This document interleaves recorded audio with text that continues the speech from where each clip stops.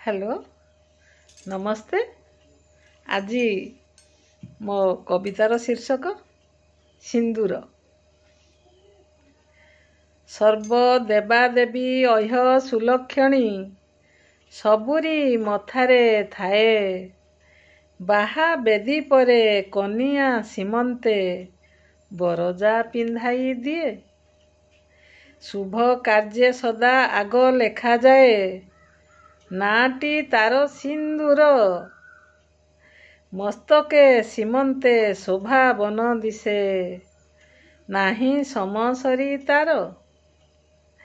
चक चक दिशे मस्तकरे थिले नथिले संसार तुच्छ। सिरी तुटी जाए अशुभ संकेत मुह देखिदेले बिछ।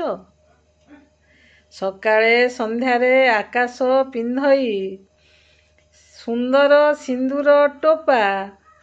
मंगल कार्ୟରେ सिंदूर नथिले होई पारे नाही पूजा।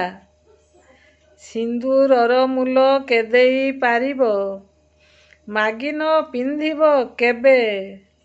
जाची पिंधेइबा सेईटी सठणा चाली अछि एहा भवे। धन्यवाद।